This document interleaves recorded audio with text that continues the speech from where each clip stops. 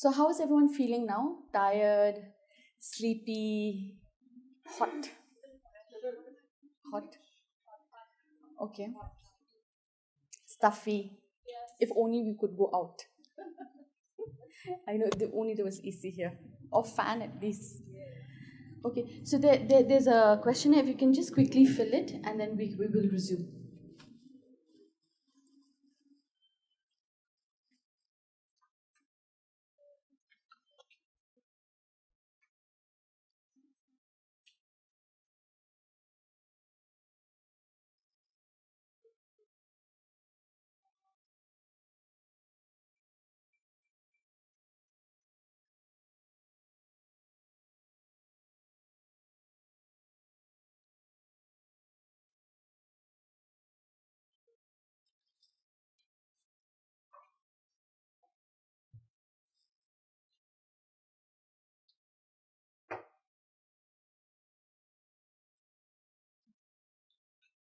So let's start. So the first half, what we had done is shown you a video on, child sexual abuse. Now we'll go through a presentation to understand, and I am sure that everyone has already shared, but just for everyone who may not be in this field to really understand what child sexual abuse is and how you can actually relate it to the video that has already been shown. So who's a child? Individual under the age of 18 years is considered a child. That's a legal definition. That is under the JJ Act and the POCSO. When we talk about child abuse constitutes all forms of physical and or emotional ill treatment, sexual abuse, neglect or negligent treatment, or commercial or other exploitation, resulting in actual or potential harm to the child's health, survival, development, or dignity in the context of a relationship of responsibility, trust, or power. So you can see how much it's very much related to the rights. So you can see that when abuse happens, there's a violation of the rights of a child. So I want to ask you one thing. What do you understand by exploitation? Can anybody share what exploitation means? So denial of their rights, in what way? Commercial or other exploitation?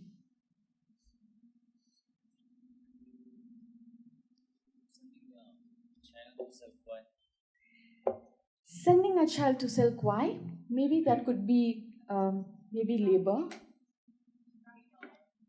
Child trafficking, okay, yes. So when we say commercial or other exploitation, it means when there's an exchange of money. For example, we look at bonded labor, there's money involved. Or child trafficking, you're selling the child for sex. So when we talk about exploitation, it means there's money involved.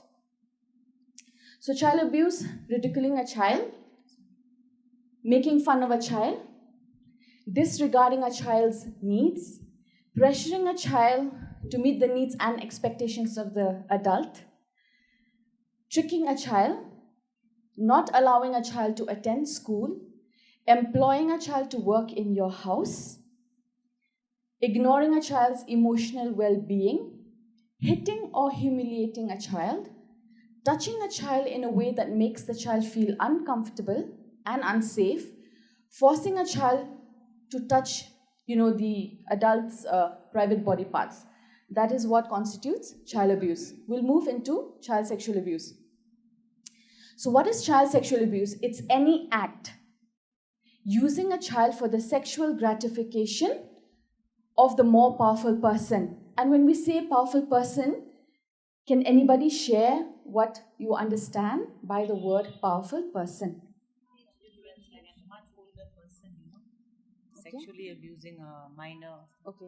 So an older person, and then a person of authority, yes.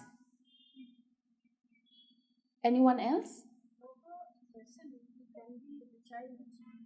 Yes, it can also be a child, definitely.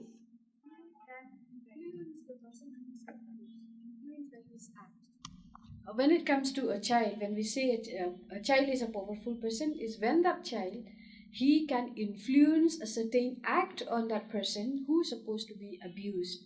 That is also can be called a powerful person. Yes, rightfully said. Anyone else? Also, a person who is in a position of trust. So when you look at child sexual abuse cases, you'll see that it's a person, it's a family member, it's a father, it could be a grandfather, so somebody in a position of trust. Intent. What do you understand by intent? We think that child sexual abuse, only when it happens. Intent means that even if for whatever reason nothing happened. I mean, the intention that a person has. Say, I as an individual, I'm thinking of abusing a child, and for whatever reason it was unsuccessful. Even that constitutes child sexual abuse, and I think that is very much clearly also shared in the POCSO Act. So, what is child sexual abuse? Child sexual abuse is a violation of a child's body, as well as in the trust implicit in a caregiving relationship. Yeah, we can see that for most of what child sexual abuse cases, we can see that it's the people who they trust, it's the people who are supposed to be taking care of them are the ones who are abusing the relationship. Types of abuse. So there are two types of abuse: contact, non-contact. Can anybody share what they understand by contact or what they do understand by non-contact?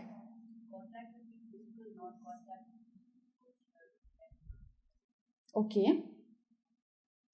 Whenever we think about child sexual abuse, we always think that the act has happened, right? We always think, okay, rape has happened, some penetration has happened. But then with child sexual abuse, and very clearly also defined under the POCSO Act, is that there are two types. One is contact abuse, when there's been some kind of penetration. It could also be anal sex, oral sex, touching as well of a child's private body parts. That's also, contact abuse. Making the child touch the powerful person's private body parts, that is also contact abuse. Fondling of the child's body with an intention of sexual gratification of the powerful person. So I have, I have a few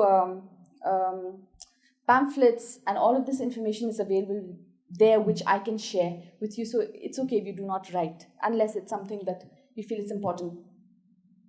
Non-contact abuse. When you're exposing a child to pornographic content, making the child watch others indulging in sexual activity or showing private parts of others, talking about sex and sexual activity with the child, passing comments of sexual nature, showing the child the private body parts of the powerful person, or a powerful person watching a child's private body parts while the child is undressing or bathing, and so on. So those are the two types: contact, non-contact. Because we've seen that, a number of cases wherein they say, nothing has happened, so we do not need to report, right? There has been a number of cases. They said, it's okay. There was no penetration, there was no rape, so we don't really need to report. So why we don't talk about it? Why don't we talk about it? So I think, many of you have shared, there's disbelief and denial about its existence. Whenever we have sessions with community members, especially in the urban area, they say that, why are you telling this to us? This is something that actually does not really happen in the urban area. You should be going to the villages. So there's a lot of denial actually of it actually happening, So we can't really say that and say, it happens only in the, only in the rural areas. Even in the urban areas, it's very much prevalent. There's social stigma attached to it, so we do not talk about it. Why would someone talk about, abuse that is happening in their own homes? Definitely, we won't want to talk about it. Why? Because people, the society will then actually be talking about it. Children themselves do not find the language, expression, capacity, or ability to disclose such incidents. We do not even teach our children the names, proper names of private body parts. And in the Khasi language, we do not have proper names per se. Garo has proper names of private body parts, but when it comes to Khasi, we do not actually have proper names. We use derogatory words, dirty words, slang words. So rather than being open about that these are, part of our body, biological parts of our body, we shame those. So that's the reason why children actually do not disclose. Family does not acknowledge because of shame and secrecy surrounding sexual abuse, even if the child discloses. So what ma'am has shared earlier, that secrecy is there. We don't want that, somebody from, let's say, from the outside world, from outside my family to know that this is happening. Yeah. And it could also be because, it's the father who is the only breadwinner of the family. So we cannot actually report. Otherwise, who is going to be the one who will be taking care of the family? There's a culture of privacy and family prestige and family unity. So, like I shared earlier, rather than us talking, protecting the child, we rather protect the adult. We rather protect the uncle or the auntie or the grandmother or the grandfather, rather than thinking about the child. Some myths about child sexual abuse. Maybe we can talk about this. What do you think? Are they myths or are they realities? Okay.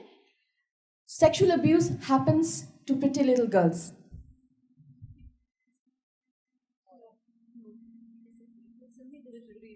So it's a myth, but why? Why, little girl being pretty or not, they are very vulnerable. They are tempted to be abused by any powerful person. So it will not be, construct to such meaning where only a beautiful girl get abused.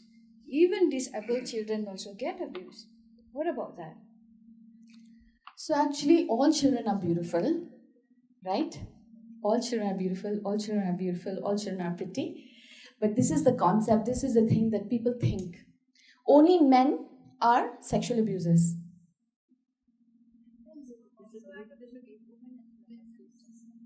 But in reality,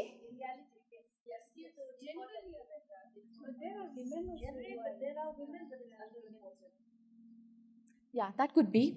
But you know what? There was a story that I heard. Okay, of a story I've heard of a woman who was a warden, you can say, of a private hostel, and she was abusing young boys in that hostel. So those things also happen, that we cannot really say that it's only the men who are abusers. Even women can be abusers.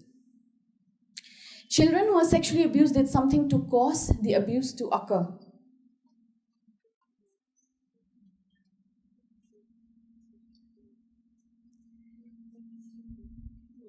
No. Yeah. Children can ask for abuse by wearing tank tops or other revealing clothes. I think this is something that actually our community members are saying. It's really sad that they are actually saying that. Do you think so? That's not actually the fact.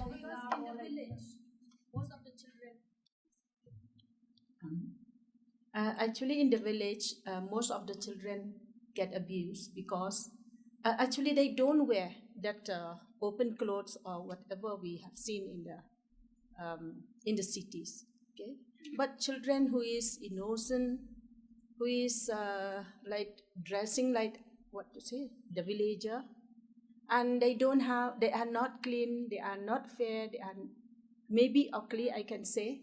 But those children also abused by the abuser. But mostly, kiniki lifestyle, I mean like the stylish children, the stylish young girls and all, sometimes they don't get that. So for me, I just believe one thing, like, it is not the dress which we wear, okay? It's the mindset of the perpetrators. Right. Yes. So I just would like to add regarding that with regards to, like, abuse by a woman, okay? Just to share with you all, there is an instant case where, no offense, but yes, a mother who is a drug addict sexually abused her own child. This is happening. So just to Yes, yes. And that shouldn't actually be a reason for anybody who's intoxicated by alcohol or by, alcohol or, drugs. That should actually not be the reason to say that, because that person was under the influence of drugs, giving them an excuse to say that they can actually abuse a child. Yeah. Like our Indian society, they have that orthodox concept. Most of them are like, you've seen some ads on YouTube or someone say something about women being so provocative by what they wear and how they behave. But if you look at other countries, foreign countries, they walk naked in the sun to attain vitamin D. So it's all in the mind, like the mindset of our Indian culture and others' cultures. It's an open society abroad. So why is it that only in India maximum rapes happen? All that. Yes. So there's this thing, called the consent, You've heard of consent? Yeah. When you say yes, that means you agree. When you say, I'm not sure, that doesn't mean you've said yes. When you say, maybe, but I'm okay, maybe later, or maybe no, you change your mind, that doesn't mean that you've already given consent, right? And anyways, for a child, you cannot consent, right? So like what ma'am had said, that actually is just the mindset of people. Yes? Okay. Children who know too much about sex are more likely to be abused. What do you think about that?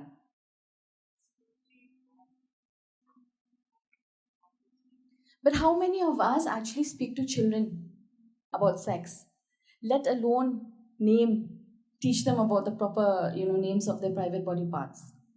How many of us here have children?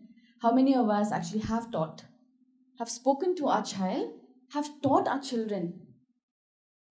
Okay, so very less. So actually, you cannot actually talk to children about sex, okay? Under POCSO Act, it is actually, you will be booked under the Act. But it is about providing accurate information, age-appropriate information, right, to a child.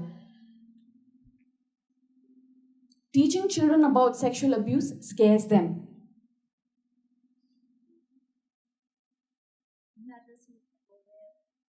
So making them aware would be one thing, okay? Anyone else? Yeah, so child-friendly approach. We cannot talk to a child about actually very directly to say, oh, you know what, this is sexual abuse. We cannot do that.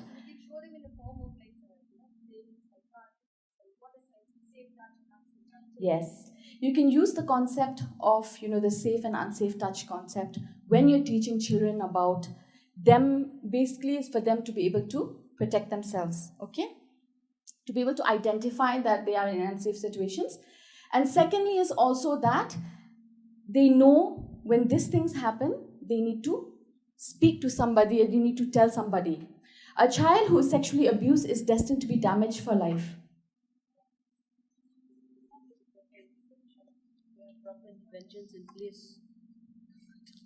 If you have proper interventions in place, then I don't think a child is destined to be damaged for life. Like under DCPU and all that, I remember there was a case where we had to conduct counseling sessions for this particular child, but it was the family who didn't want it, because they said that the more often, the more frequent you come, the more the child will be damaged. And here we are, trying to explain to the family that actually today it might not, nothing might happen. The child might, sort of repress it, but in the future it could manifest in different forms. So at one point of time, I think we started with family counseling more than the child counseling the child. So, but yeah, I think if at the right time and the right intervention, I don't think the child would be damaged for life. Thank you so much for sharing that. Yeah, speaking about the child is destined to be damaged for life, that's very wrong, because we as a state, now we are all as a state working in order to protect a child. We have the process of rehabilitation, reformation, reintegration into the society. So that would equally applies to the child abused and to the abuser also. If that person is a child, means a child in conflict with law. If this is a child, we all we have to do is the state has been provided a facility where to integrate this person who is sexually abused. They are not supposed to be damaged for life. Any support person, may it be from the family or from the state, they all should work in order to prepare a child to come up in the society in a way to reform. The same thing applies to a child who is sexually abused another person. For him also, when we find him guilty in the board, then we will send him for rehabilitation. We will either make him do any community service or send him to the home, or which is a must to give him a counseling thing, counseling session for the child. So both ways, when it comes to the children, may it be the person who's abused, may it be the abuser, we both have to integrate them or reform them in such a way where they will prepare for life in a better way. Thank you. Yes, yes. When we talk about children who knows too much about sex or are more likely to be abused, so coming into the picture, that if a child at tender age, for example, if he's like below 12 years or if she is below 12 years, if she knows more about what is sexual activity all about, might be that child is being abused, sexually abused. Okay. Yes. For example, like prior for me being the member of the Juvenile Justice Board prior to 2011-12, there is a case, okay, where a child in conflict with law, he is being booked that he's being sexually abused to some minor children, okay. But after intervening, okay, after like interaction, we found that he himself, he's a victim. Okay, so he becomes both that, he's a CCL himself, at the same time he's a CNCP. So at least the authority, the concern office, they should know more, interact more so that we can find out whether that child is actual, whether he's being sexually abused or not. So something like that. And yes, with regards to adding to Madam, regarding that a child who's sexually abused is destined to be damaged for life. I just just like a layman, speaking, I'll just tell that one word more. I believe sexual assault, sexual abuse, or rape is a scar to society. In Khasi Biseka, Sokliang, right? Yes, we have the authority, we have the department, we have so many rights, preventing all the rights of children. But do you think so, keeping in that, if a child is being sexually abused, can she forget for life? We have rehabilitation centers. So I'm keeping this question to the house. Thank you. So a very important. Okay, you want. So what Mama said, it's actually very true. So I've met with one person. So she was very young. She was in school. So the thing is that she was not ready to talk about these things. We saw signs. So she had fainting spells. Then after that, whenever a boy or a friend who's a male person would touch her, just like in a general way, like as persons, as friends, she'd startle. So, and whenever she comes in, in contact with another or in interaction with another male partner, male person again, she gets very frightened. Like you can see those signs with her. And then the thing is that sometimes she's very hyper and sometimes the mood swings are there, And the most important thing is that she was she looks like a normal person, but she had these signs with her. Like she looks as if she's getting together in the in the friend group and all that, but all these signs were with her. And then finally we saw these signs, and then we started to talk to her, and then she started saying that her stepfather actually abused her. So the thing is that sometimes they may not even speak about it, but we may see signs like these, and it is when we recognize these signs, because most children, like how everyone rightfully said also, if we choose to ignore it, then it seems like we are doing more abuse to them, right? So the thing is that when we see some signs like this, we shouldn't ignore it. Instead, we should talk to them, because we know that they are already scared in the first place. So again, in this situation, the mother came to know about it, but she chose to ignore it. So that's when how like the scarring starts, because like the trust is being betrayed by the mother. And from there on, her other relationships also would kind of, I won't say damage, but it won't be as normal as how normally other people who's not sexually abused, because then she's always in that thought that maybe something is wrong with her. So that's the thing. Sometimes science would like, these are the signs that we should like identify, and then maybe we can talk to them as well, because sometimes they won't come and approach us. So yeah, just a bit of sharing. Thank you for sharing that. I think it's very important. And because of that, if you're able to identify the signs, you're able to speak to that person to be able to, disclose such situations, only then you can also provide the needed support. And I would like to point out, or not point out, basically, just to remind each one of us that, when we hear of children abusing another child, we have to keep in mind and remember that there could have been a possibility, and there's a high possibility of that child also being abused. There was a case that came to us, I think, years ago, of a girl. I think she was 3 or 4 years old, and she was being abused by a cousin. When speaking and probing, we found out through speaking to that boy, and the boy was actually just 8 years old. He said that my father's friend showed me some clips, and what he did was he just mirrored. He just did what he saw. So that's why we say, that even if you're showing a pornographic material to a child, that still amounts to child sexual abuse. So we'll just quickly run through all of this. Like, an offender may be drunk and high, and they don't remember what they did, and therefore they are not responsible for the behavior. And I think we've already spoken about this. Most children who've been sexually abused will tell someone about abuse. Actually, most children will not tell anybody about the abuse. It's not sexual abuse if a girl doesn't complain or show distress. No, because abuse can also happen through non-contact. Sexual abuse can happen only with children coming from poor and uneducated families. Actually, they may be more vulnerable, but that does not negate the fact that child sexual abuse can happen at all stratas of the society.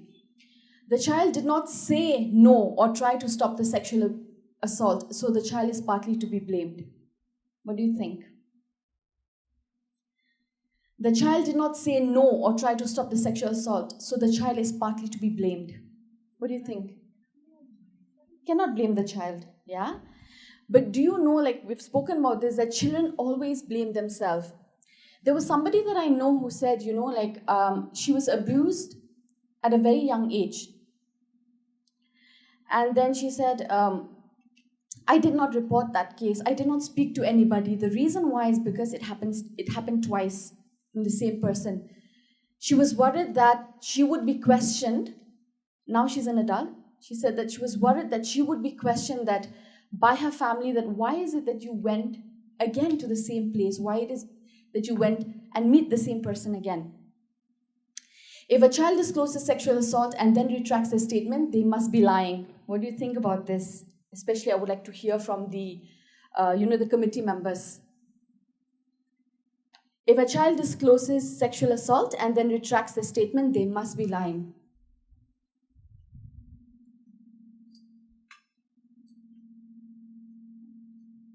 Any thoughts on this?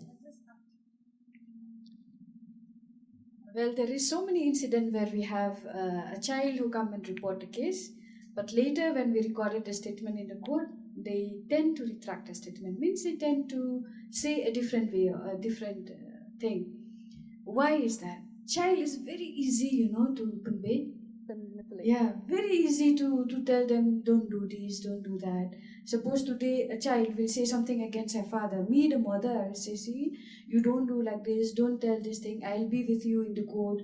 And then, if you're saying this thing will happen to you and this and that. Child will tend to believe. They're easily believable to anything that would show them any sweet thing, So there are so many cases like that we have in POCSO. when we record the statement. In that way, how do? We will give the child enough opportunity to think more, we send them home, call them back, until they realize what is happening. But child, they tend to retract the statement. When it comes to like like when a child like changing statements, sometimes that what we used to do in the committee. Okay, like not necessary that statement is like has to take, but suppose if the child like wanted to give like sharing whatever thought she has, so we make sure that the child give a separate statement to another social worker and a mother. Okay, so comparing to the board of statement, whether like based on that we could easily know whether the child is lying or the child is not. But yes, they're just like say many cases. Yeah. Sometimes they come to us saying that sexual assault is being, then later on in the next 1 week I suppose if the support person kept on calling them, we have to send for SIR, okay, like for social investigation report, they will deny, no, we are not at home or like that. So the cases happen. So basically, children are not lying, okay? Because when we talk about giving statements, when a child discloses, there's a process. It's a process. It's not something that I've said it. I mean, I'm telling you now. This is what it is. It is a process. So disclosure is actually a process. If we have some time later, we can just quickly run through the different kinds of disclosures. Why is it that that child is not saying this, or when does a child say when, or why does a child retract? And of course, things like being manipulated by somebody, by an adult, it's also another reason. So child sexual abuse, they say that is never an accident. There's a process which is called grooming. Okay, when a perpetrator, an offender, or somebody of authorities, a more powerful person, actually prepares that child. It's a process. So they prepare that child to finally for that child to submit, for that child to then, for that person to then get the opportunity to abuse the child. There are 6 stages to grooming. 1, targeting the child. 2nd, gaining child's trust. 3rd, fulfilling the need. 4th, isolating the child. Sexualizing the relationship and maintaining control. So targeting the child. Sex offender would target somebody who appears to be sensitive, somebody who's quiet, somebody maybe who does not have much of parental supervision, does not communicate well with parents. Gaining trust in grooming. Sex offender gains trust, okay, gathers the information about the child. What kind of a child is that child? Getting to know the needs of that child, okay, and how that person can then fulfill those needs. May use understanding, affection, and love to gain the child's trust. So spending lots of time, touching non-sexually initially, sharing a lot of personal information, telling them they're special, treat them like adults, play with them, and so on and so forth. The 3rd is fulfilling the need. Fulfills the child's needs, gives extra attention and affection and even bribery. Let's say let's say there's a child who does not get attention, love from the family.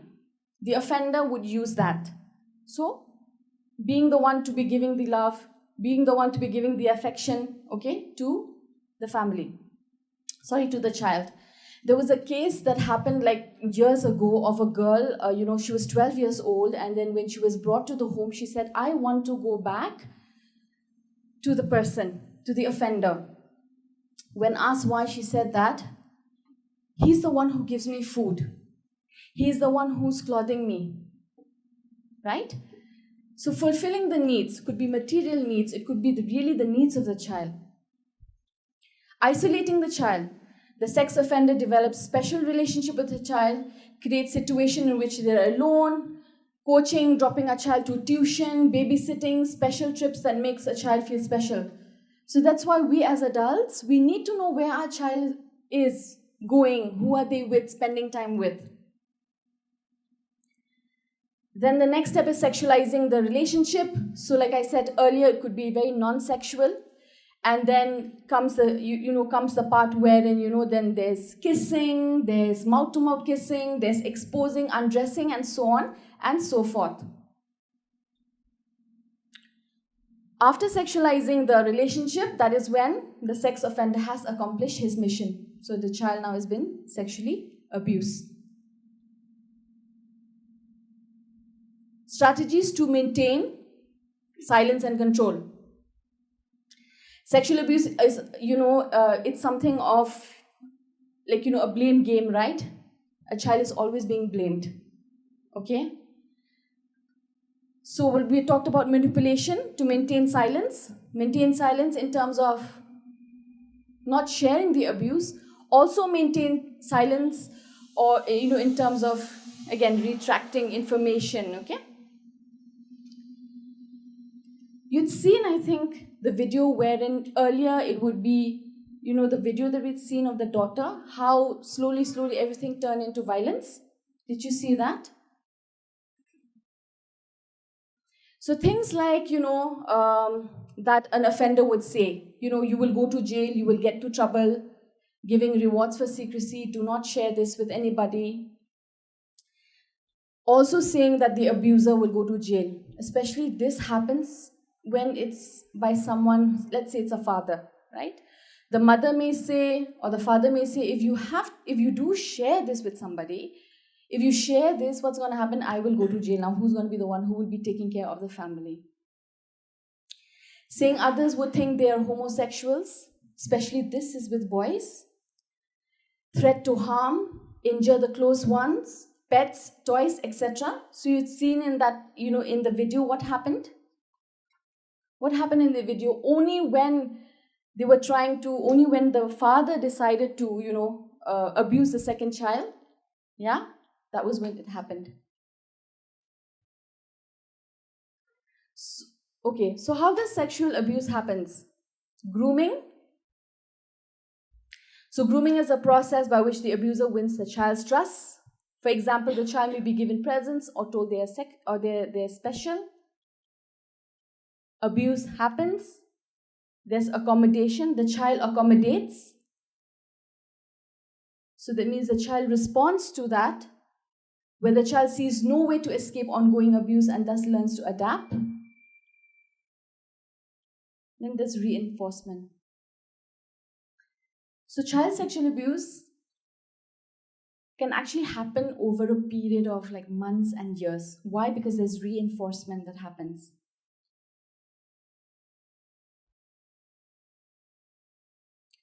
So very quickly, children less vulnerable to sexual abuse, children who receive a lot of physical affection, parents are aware of their children's environment, they have loving, secure family setting, children who respect authority but are not overly fearful of it. But what do we do as adults? We teach our children to actually be scared, right? Of adults. Children who know personal safety rules in relation to sexual abuse. So if you're able to teach children safe and unsafe touches, give them the proper information, they then are empowered to be able to, keep themselves safe. But we also have to remember that the responsibility of keeping children safe is that of adults. Children more vulnerable to sexual abuse, low self-esteem. You can see if there are problems at home. Children who are overly fearful of adults. Children with parents who are too busy for them. And I think that we see in most of the cases.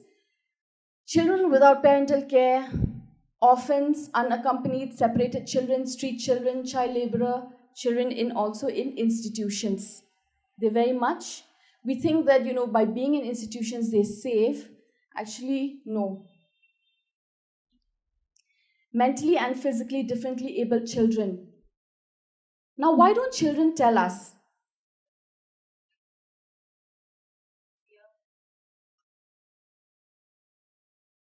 Mommy and daddy won't believe me. Simply said in their words, I don't think uncle meant to be bad to me. She's mommy's good friend. It was my fault. Daddy will leave us and go. It's our special secret. I don't even know how to say what happened. I just feel weird. It didn't hurt. I was just uncomfortable. They said it was just a game. I liked it. Why? Because as humans, we're all sexual beings, right? It's just that it would be difficult for a child to then differentiate, right? There's definitely some confusion on what is appropriate and what is inappropriate. Why is the incidences of child sexual abuse high? Because, people say, forget about it, it happens. So it keeps happening. We tell our children to keep quiet. Family reputations, so we do not, actually care. Listen and respect your elders. Forgiveness is virtue. I think earlier there's been so many cases of when they say, forgive, just forgive and forget, let's compromise. What proof do you have? That's why POCSO came in, right? POCSO came in looking at, how children, how special children are and how vulnerable they can also be. How can the child know safe touch, unsafe touch? But there's also confusion. What do you think that confusion is?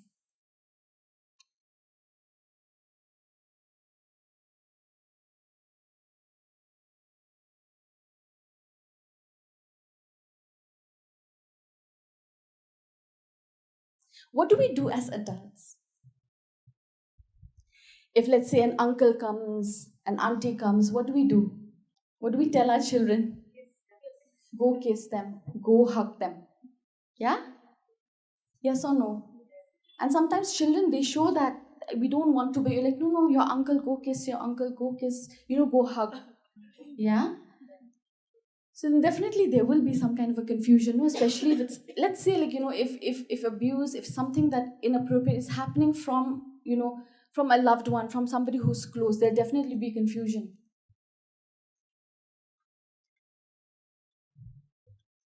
So there's that child's, when you look at that, appropriate behavior, inappropriate behavior, again, comes intent. If there's sexual intent, definitely is child sexual abuse. So the child has to be able to say that, okay, maybe I don't feel good about it, even if it's just a hug. So there's this thing that we teach children, what we call the warning signs and signals. How does your body respond if you are in an unsafe situation? So for example, when we say that, if there's a dog barking, how do you feel? You probably have sweaty hands, or probably you feel like running. Maybe your heart will start beating. So those are the same body signs and signals that we teach children, that if your body is sending out these signals to you, that means you are in an unsafe situation. That means the touch is unsafe. Determinants for action would be child's comfort. How comfortable was that child with that touch? Others' intent, and also instinct. This is something that we teach children. What is called the gut instinct. You feel it here, no? Do you feel it here? We also tell children that if you feel uneasy in your stomach, that means something is not right. It's your body telling you that you're not safe.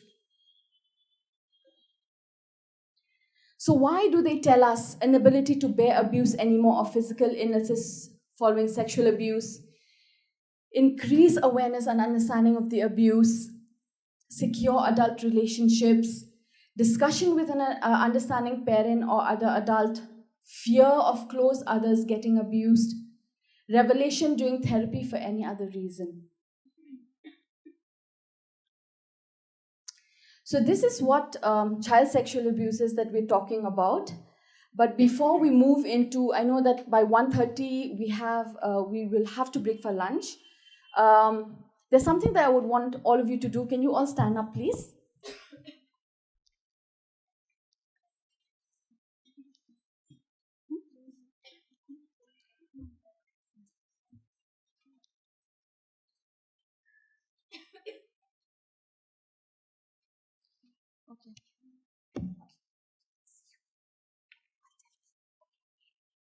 Bye. Are you all sleepy? Yeah? You want to wake up?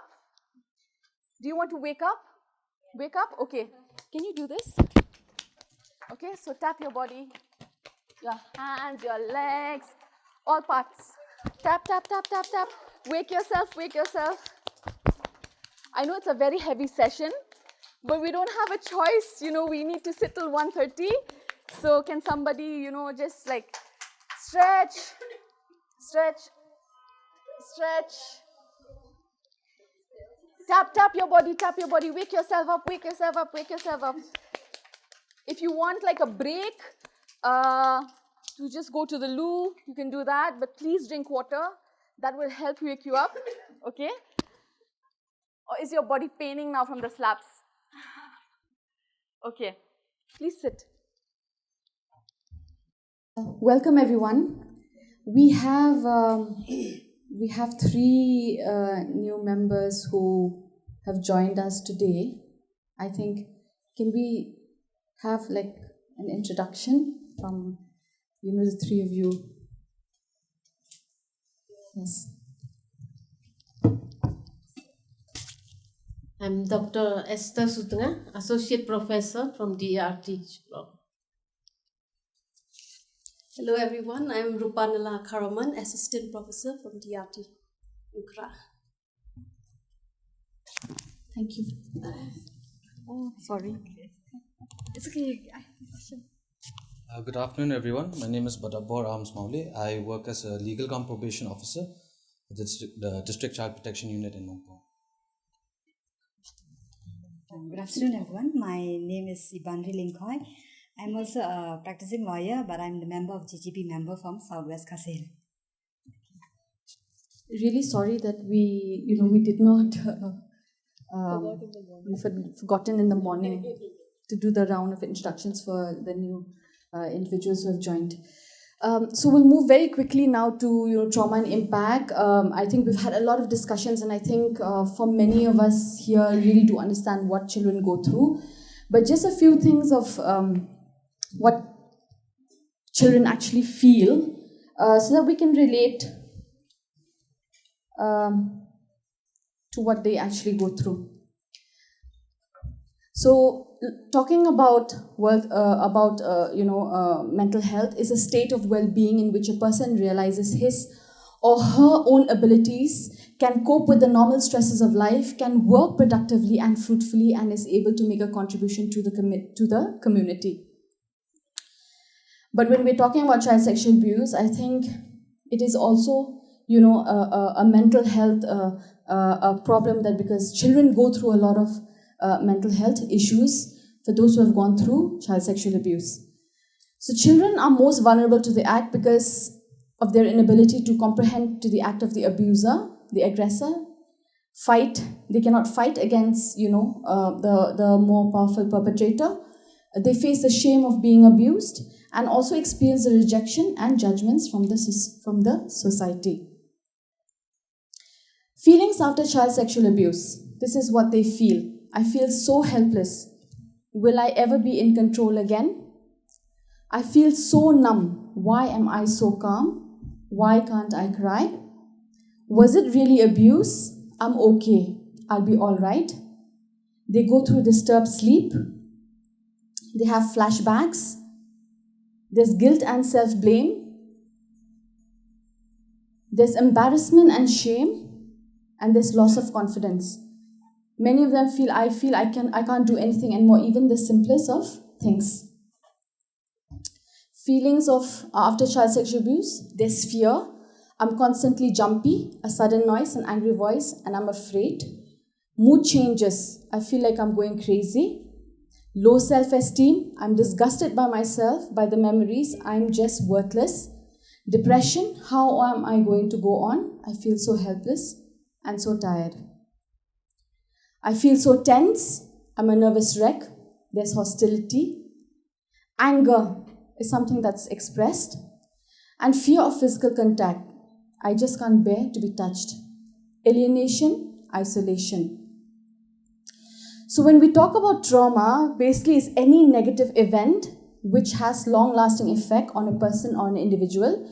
It has an effect on how the person thinks, feels about oneself, or how one behaves. We don't have time for this, but when we're talking about trauma, there may be a list of events that can cause trauma. For example, children or individuals, refugees and war zone, there's school violence, there's terrorism, sexual and or physical abuse, natural disasters like hurricane, flood, being in or witnessing an event, sudden, unexpected or violent death of someone close, could be suicide or accident. Just have a look at this list of events that can actually cause trauma. So some events are traumatic by itself, rape or natural disasters, but sometimes what may be very, we may think that's very trivial to us, may be something that is really big, to others. There was, just to share with you, there was a child who was bullied in school, okay? That was like years ago. And he was bullied in school when he was asked to pull down his pants in front of everyone.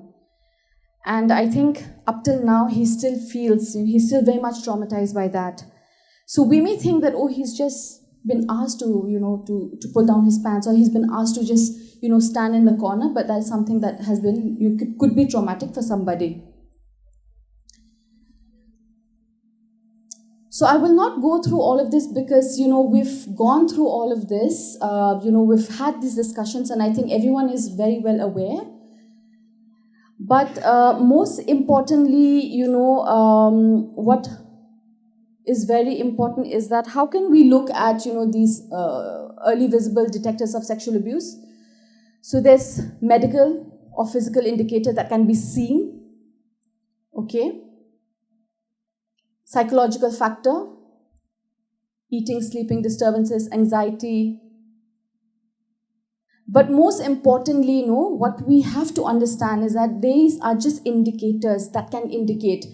But until and unless a child comes and tells you, there's no sure way, okay? So once a child, you can detect, and how you had shared that if you see these signs, you can speak to that child. You can probe, okay? And there's a possibility maybe that child may have been, abused. But again, until the child tells us so, we really have to then believe when a child comes and say, that's the time that we have to believe. So these are just, just something for all of us to just kind of think. Some of us are working in the communities directly with children. Some of us may be working in schools. But how can we look at these indicators and not just look, when we're looking at a child, to really start thinking, okay, do you think there's a possibility that that child maybe have been abused? And is there a way that we could reach out to that child? Okay, and only when we say that, yes, we've been able to identify those, those signs, the indicators, then only we can also respond. Yeah.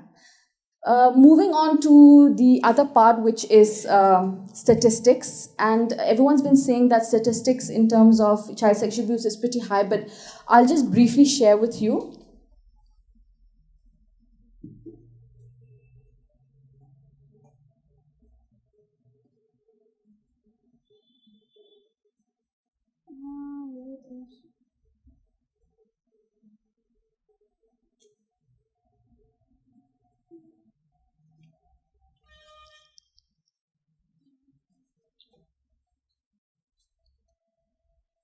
So, sorry, something's wrong with that slide. So they say that in India has the world's largest number of sexually abused children, with a child below 16 years raped every 55th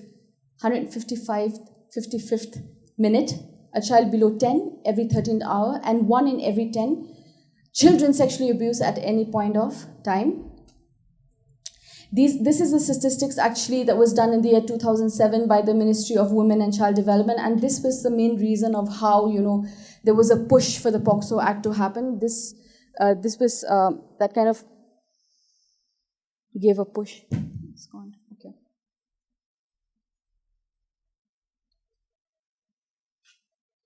So looking at, the NCRB statistics, crime against children, a third is still POCSO of all the crime. So when you have a look at that, there are about 221 POCSO cases, and there has definitely been, an increase, of cases.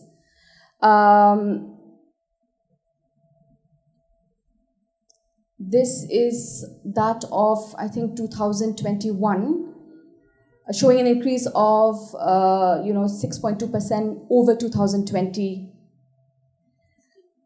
Sorry, 16.2%, over 2020. So earlier, there was a report that said that 50% of offenders are known to children. The latest show that 97.2% of offenders were known to the victims or to the child. So Meghalaya data, it says that we are the third highest rate in sexual abuse in the country. And there were about 384 cases under the child protection under the POCSO cases, that is of 2021. 2022 says that, I think it's kind of dropped down here, but there's still 345 POCSO cases. And when you see across all those across all years, East Khasi Hills has the highest. Maybe it could be because of the population. So pending cases as of now, there's about 2,330, sorry, that is as of June 2020. This data we received from the Meghalaya State Commission for the Protection of Child Rights. In conversation with them, they say that there are more cases now post-COVID that has been disposed of. Now, according to the NCRB, it says there are 995 cases, in the state of Meghalaya. But there could be some discrepancies wherein, according to the Meghalaya State Commission, that they are much higher, 1,000 above, but less than probably 1,000, less than 1,100 below. So again here, East Khasi Hills across all years has been the highest.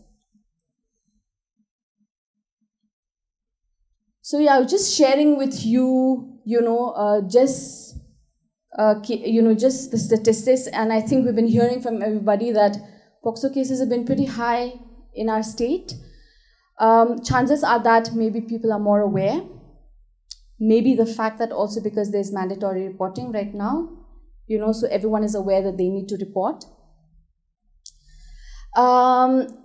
But definitely there are some discrepancies in terms of how each department is reporting, and the Meghalaya State Commission for the Protection of Child Rights, for that matter, now is collating all of this data from different sources, let's say from the district child protection units, from the legal, from the legal departments and things like that. And hopefully, maybe in a few months, we will have concrete information, published data from the Meghalaya State Commission.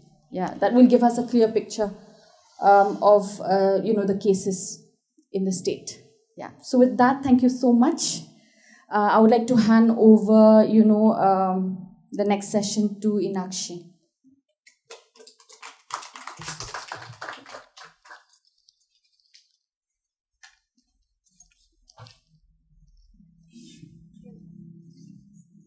We heard a lot about child sexual abuse, and I think it is a grave situation. The POCSO cases are in a rise. Also, we also understand the POCSO cases are also coming because of consensual sex between children below the age of 18, and once they start living together and things like that, it goes into a case, and there are issues. However, having said that is an issue. I would just like to request all of you to identify, apart from sexual abuse, what are the other forms of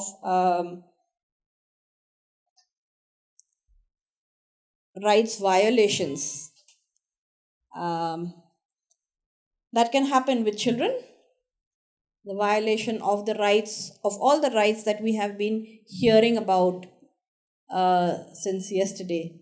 So if you could just jot down some of the violation of rights which you feel are important for the state of Meghalaya and or are seen in the state of Meghalaya.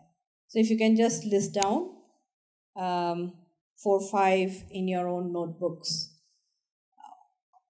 What are the various forms of violations of child rights that we see or can happen in the state? Okay, maybe we can start sharing from here. Any one single point that you want to share? One point. What do you think? One violation. Child's decision to making, like they cannot have their own decision. Child's decision making. So something which she has said already cannot be said. Any other second point that you would just talk about? Nothing much, madam. Child labor. Child labor. Okay. I'll sit. Anything? Anyways, it's a violation to right to clean environment that is already been incorporated in Article 21 of Constitution. Can I elaborate a bit? Okay. Yeah. Right to clean environment, I feel like children are being oppressed to that. We are the polluted adult people. We don't care for the children. Mostly we do everything in the name of economy. So we tend to, to destroy the environment, and that way would, violation to the right to live in a clean environment to the children. Just one point that comes to your mind. Something which has not been said so far. Right to education also. Yeah, because education is one of the main factor which can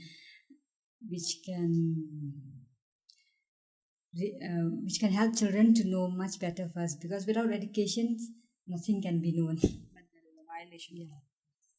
One. I think right to participation, because there's a lackage of participation of children in community or governance. For me, would be the lack of access to healthcare.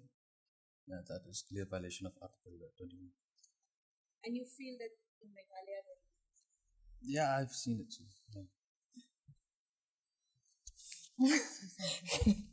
I feel like one of the rights is safe home, right? Basic home, where the child, basically the parents in a home, safe place for the child. Mainly, we looked at whether the child is given food and all that. But my point is, like, we don't have a safe home in the sense that the child cannot express his feelings and his emotions. Most of the parents, when the child complains, they say, "Oh, you don't do that, don't say such things," and all that. So the freedom for the child to express freely in his own environment, all his emotions, to not be scared, to feel, to not be afraid, to express who he is as a person, his individuality. So, very important point which you're saying is the freedom to express. The safety of home is an additional, but thank you. No. All exhausted, no new points?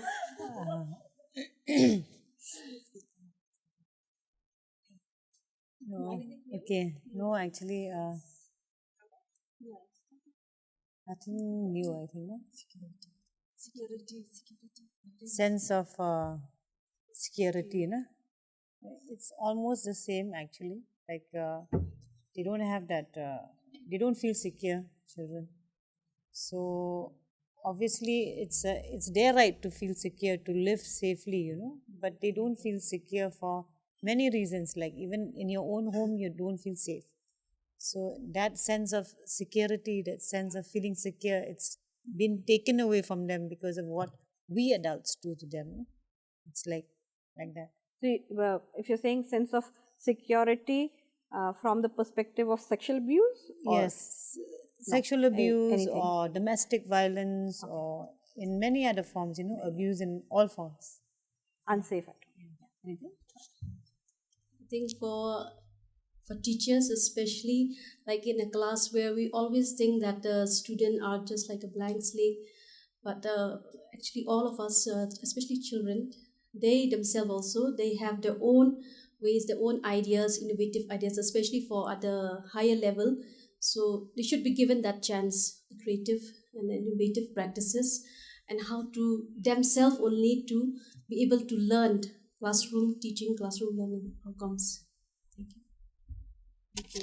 Like, or love and respected. Not only the parents, even the parents also should love and respect the children's. Not only the children's parents. So there are times of neglect and disrespect for children. That's very important.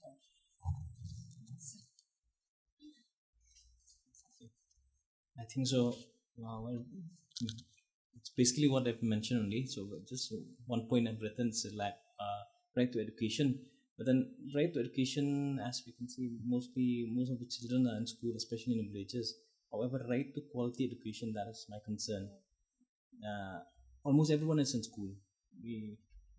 As we can see, but then the right to have a quality education, and I think so, education system needs to be revamped. So that is Quality education. Everything's covered. No new points. Anything? Yes. Okay. I just write here, right to be heard. I'll just say like an example. So it's for my daughter. Like when she go to school, children are nowadays they're very choosy, and like for eatables and all, they don't prefer, especially these green vegetables and all. And then there's this teachers in her class where like they're very strict. They're very strict where they don't allow them not to complete the tiffin. So if they don't pack green vegetables also, they will scold them. And then every morning, she'll be scared to go to school. She wants to go to school. She's enjoying the school, but then she's scared when it's time for her to have lunch. Sometimes she would leave her food in the tiffin bag also. She's scared because if the teacher saw that she leave her food, she'll get scolding. So sometimes also that's we should understand. It's okay if they leave food, or it's okay if they make mistake. So yeah.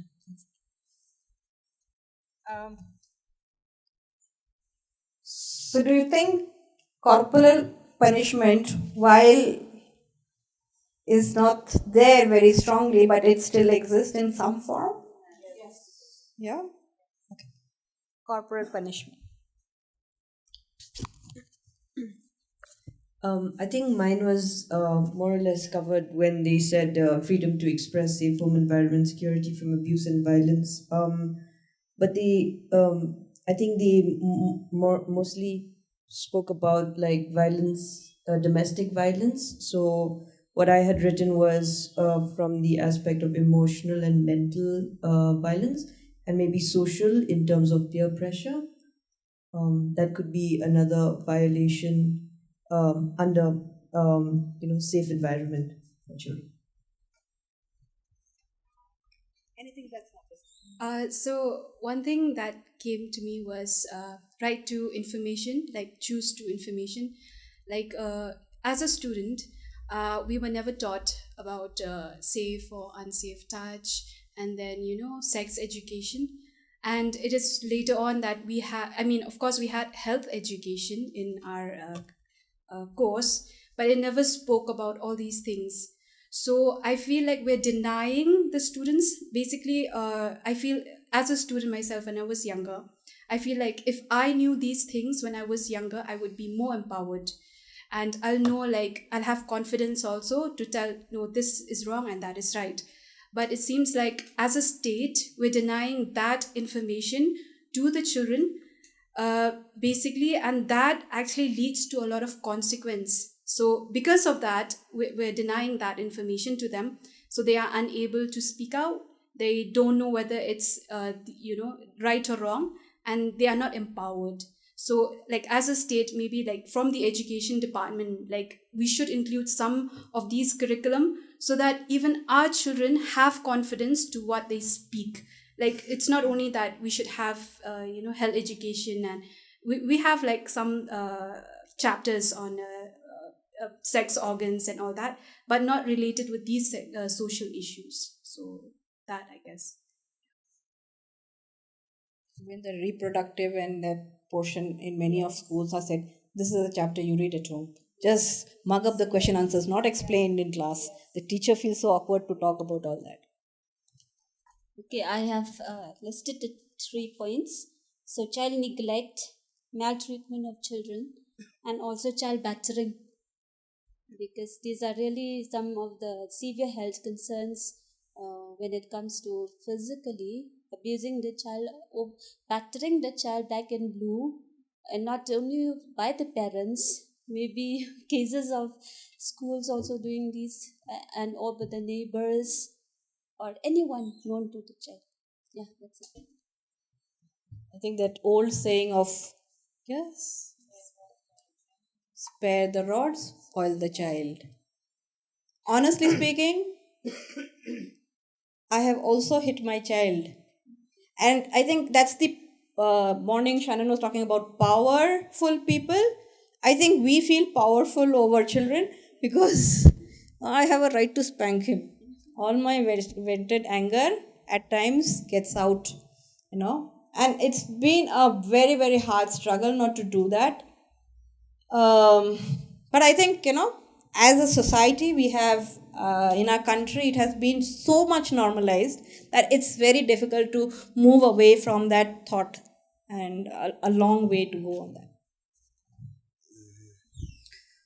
As for me, I wrote nothing, but one thing it came into my mind that while we talk about child rights, child abuse, protection as well, uh, each and every abuser, perpetrators were child once upon a time.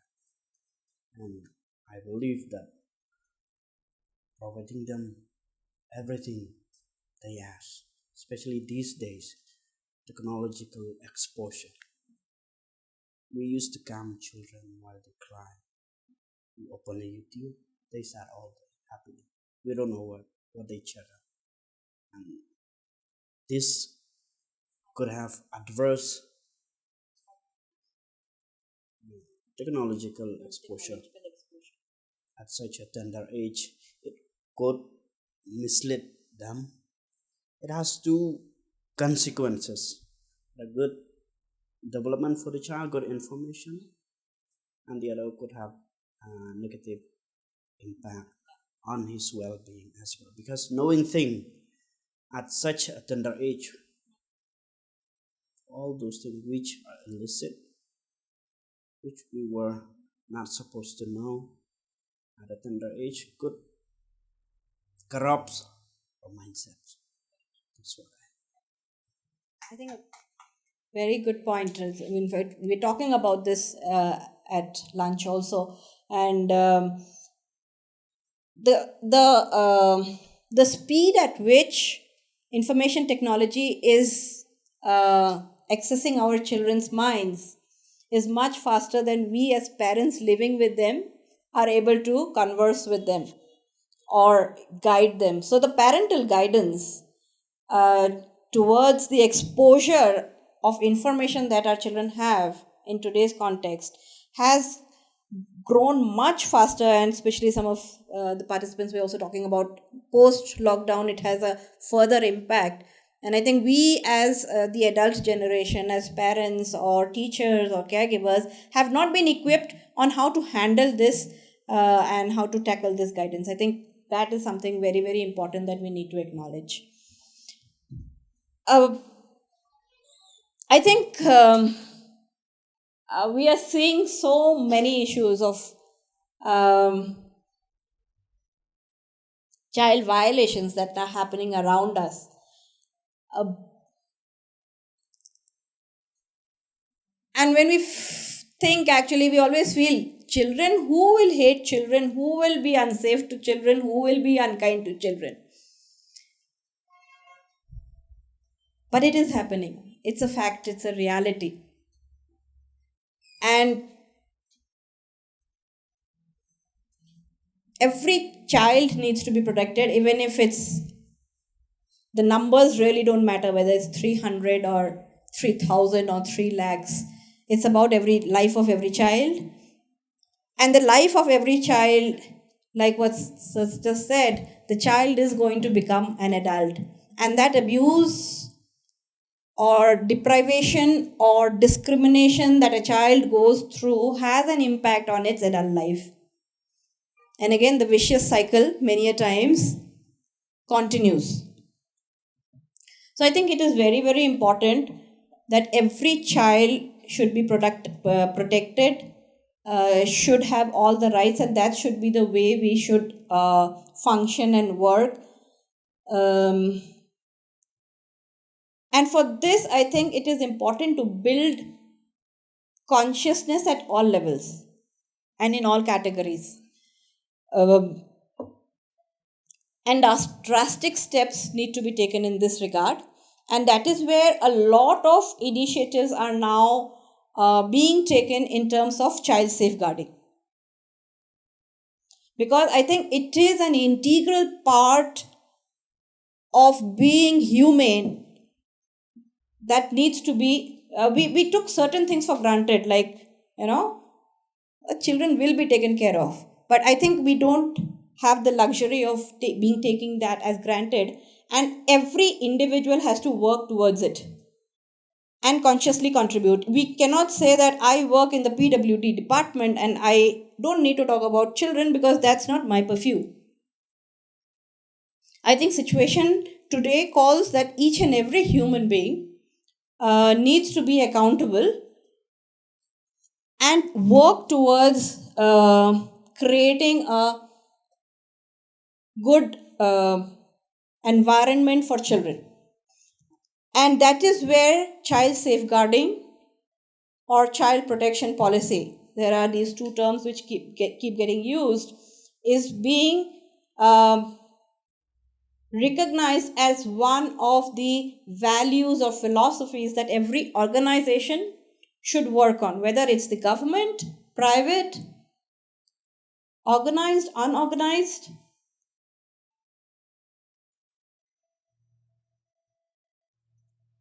And it should enable creating more spaces for discussion, creating spaces where the consciousness of human beings or each individual is raised. Because many a times we have seen that the perpetrators come from all segments of the society. It could be anyone. And so, after a lot of debate and thought processes, what is being said today is that what would stop a perpetrator? What are your thoughts? What would stop a perpetrator to function in the way that they function in terms of their violation?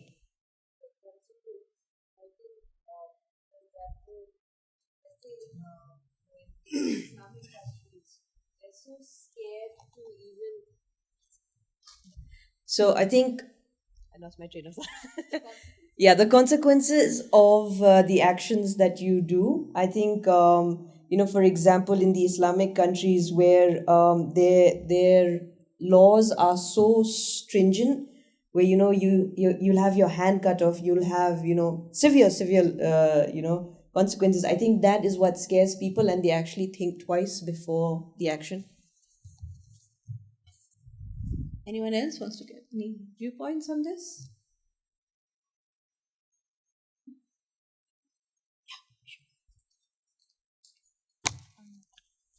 I just read something on the news today morning.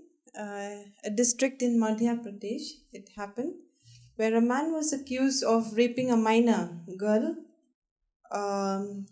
He was in jail for 9 years, booked on the POXO Act, and what happened was he was released, or he got a 20 year jail time, but he was released after 9 years because of good behavior in the jail. So when he was released, he enacted the same crime again. And what I saw on the comments was this man should be hanged. After serving some time that much time at jail also, he didn't change his crime. He committed the same crime again. So, I mean, even though if we have laws or acts pertaining to child abuse like this, I mean, some people would still not change. So I don't know what would be higher more than the law itself.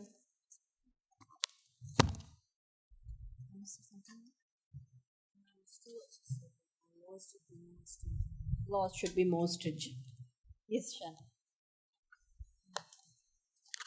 I think for me, I beg to differ on that our laws need to be stringent for the fact that if a child is being abused, we have to also understand that by giving some kind of a capital punishment to, let's say, the perpetrator, and you've been sharing since morning that the perpetrator is always someone that is known to the child. So the effect, the impact that it will have on the child also is going to be very drastic, because then it's going to fall on the child. The child will think that because of me this happened. So that child will have to carry. And we've just been talking about it, that it's the behavior change that is required. And I feel that for us is, we've been talking about mindset change is one.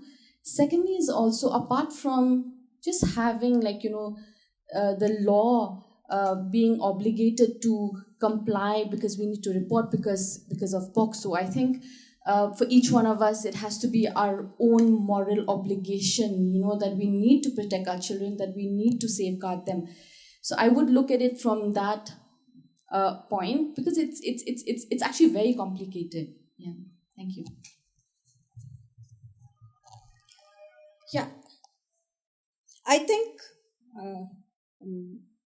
going by what all of you have said, it would have to have a balance of both, of building consciousness of the society and at the same time having regulations and systems that will be able to address such issues. And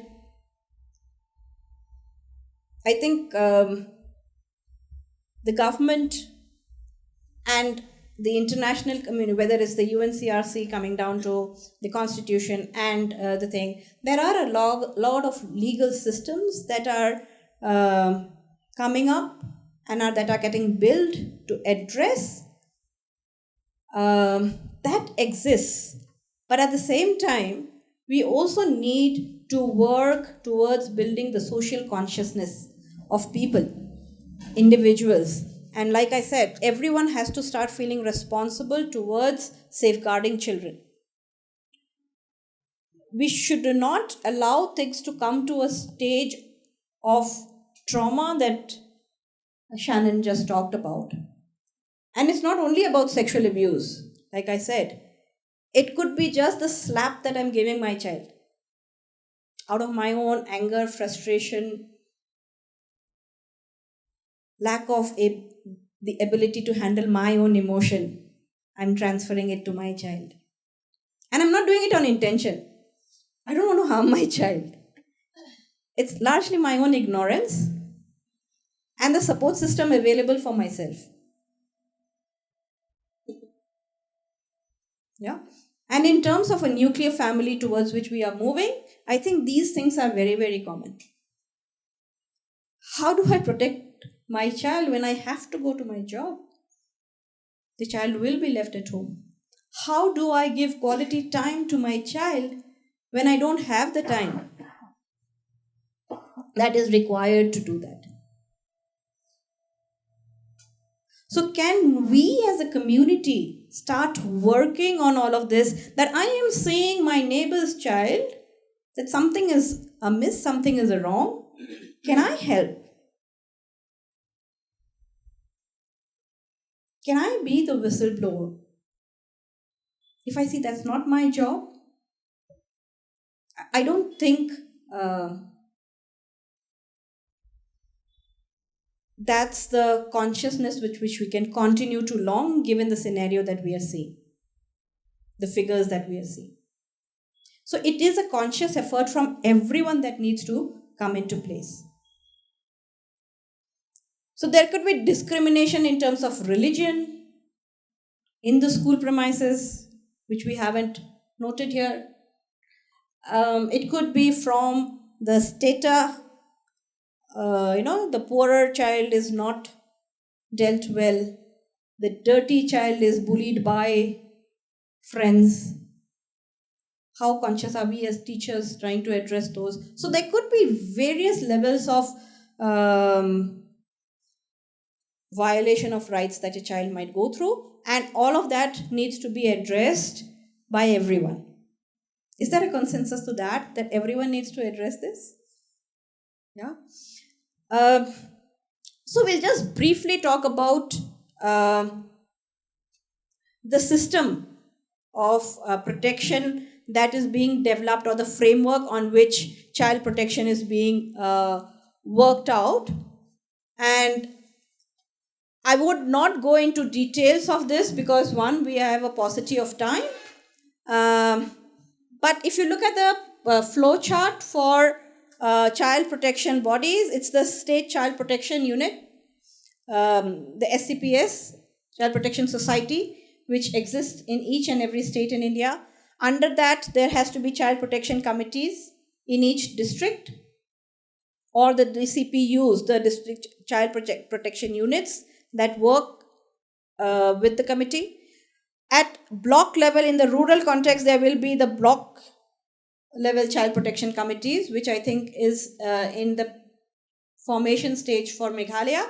And at an urban level, it's the ward child protection committees that need to work. And then, as per the ICPS, the village level child protection committee. In most parts of India, it is also known as the panchayat level child protection committees. I am not sure what form it will take in Meghalaya. It will be with the Dorpar or some other governance system. I'm not sure, and I'm not sure what is the discussions happening here. But ideally, it is being developed. Along with this, there is the Juvenile Justice Board, the Child Welfare Committees, and all of that structures which are being created to work on the justice, preventive, and rehabilitation and remedial measures for children. So this is the justice framework that is working in the country. And you all are aware of this system that exists. The other thing which is now being talked about, thank you. Anyone wants to have any questions on this or wants to share light? Yeah. So,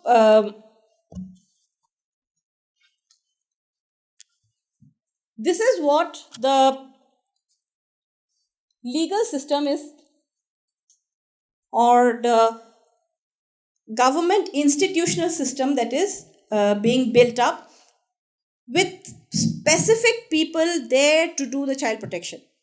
But the realization is that it cannot be a set of specific group of people only doing it. It has to be across board. The first. It has to be across board.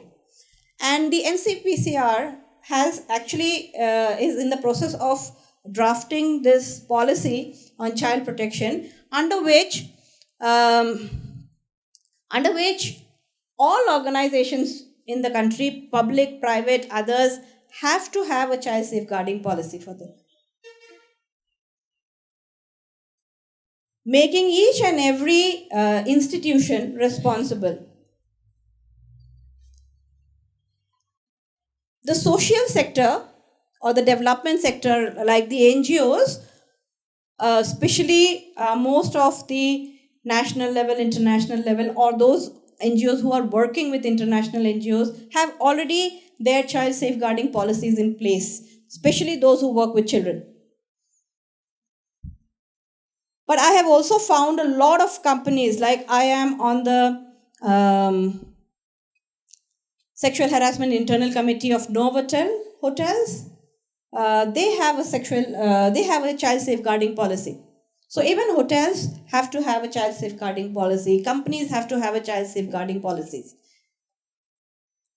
And this is going to become mandatory in the time to come because, like I said, everyone has to work towards this. So we'll just run through what is a child safeguarding policy really comprises of. Yes, sure. So I just wanted to ask, like, government departments and projects, for example, do they also need to have safeguard policies in place? Yes. Okay, so it is. As of now, it's not come in as a regulation, but it is already in the draft stage, and it shall come soon, where each and every staff has to sign the declaration that I have read, understood, and shall abide by the safeguarding policy. I'm not sure how it will work about, but I think the states will have the flexibility to prepare their own guidelines. Some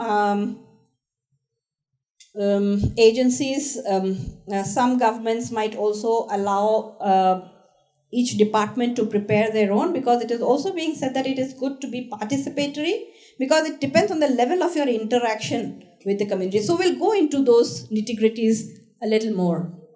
Yes. To add that, I think from the NCPCR, in terms of like the schools, I think they did send a notification out to state and union territories, but that's very specific to schools. I have any idea? Very specific to schools in terms of having like a child safeguarding policy in schools.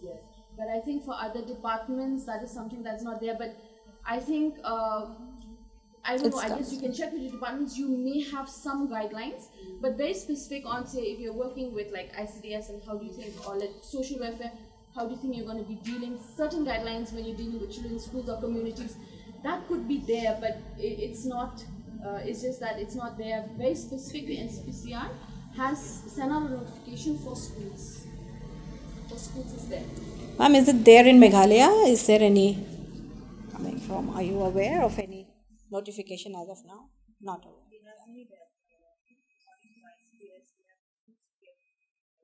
The food security guideline. Yeah, not the overall. Yeah. So a child safeguarding standard, the definition is it's the responsibility of organizations to make sure their staff, operations and programs do not harm children. So one of the key elements, even if the national policy comes about, one of the statements in the national policy is that I shall not employ child labor.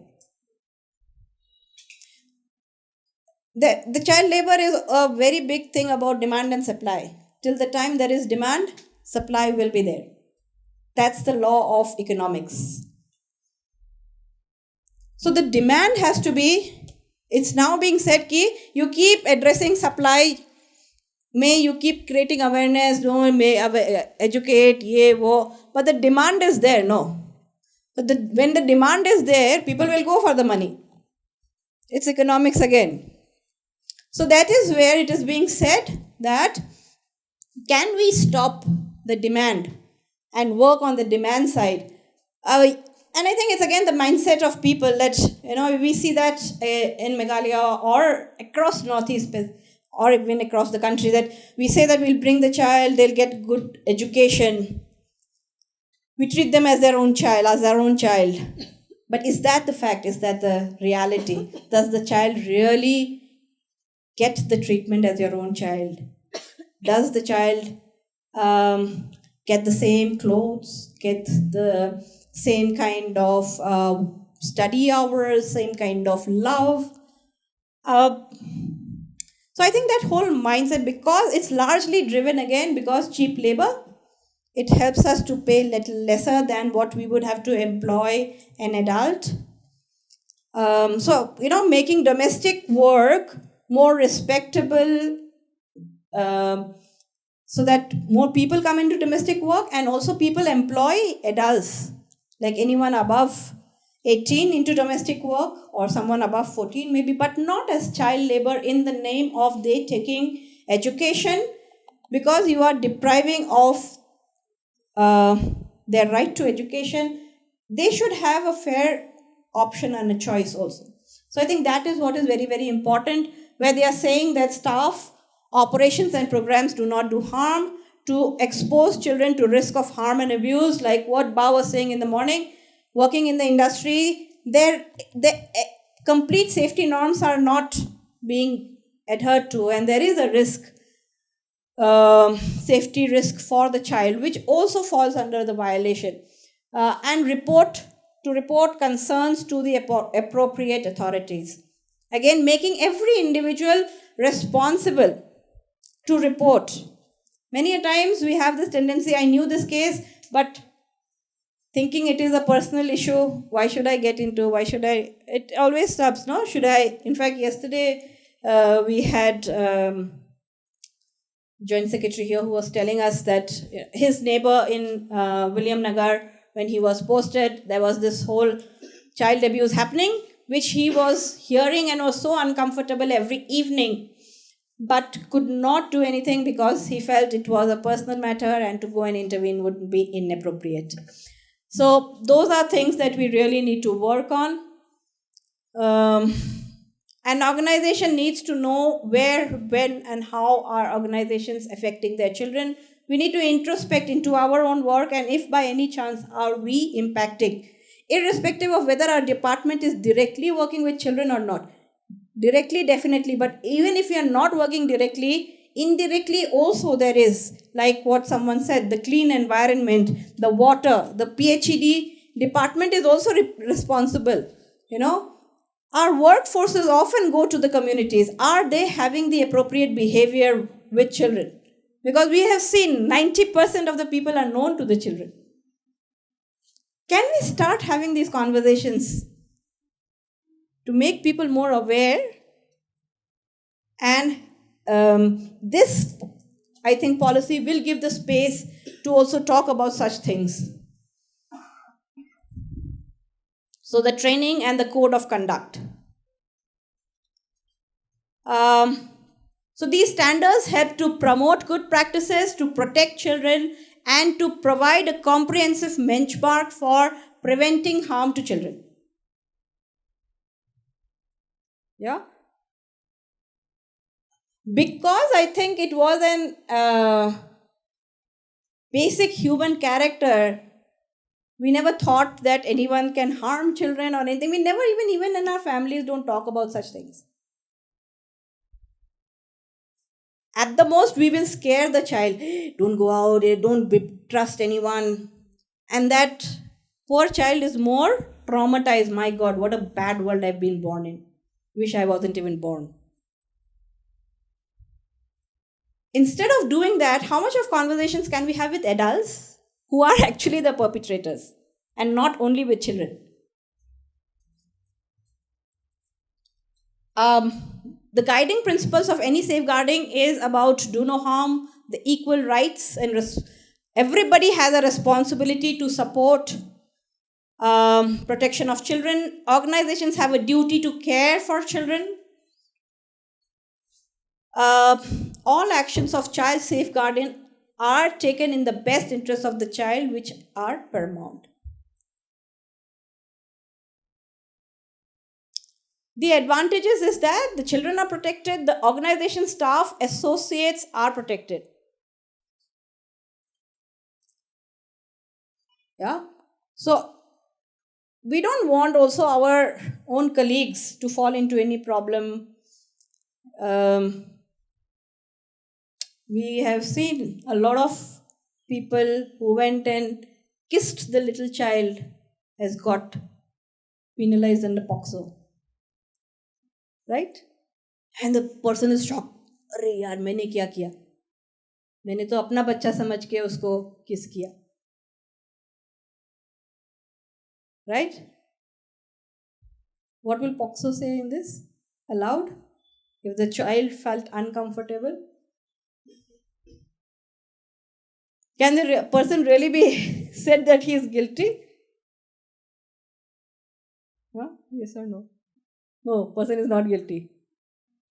You can't say. Yeah, and that must be what the judge must be feeling.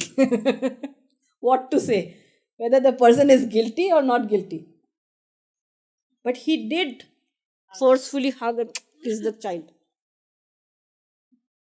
We do that, right?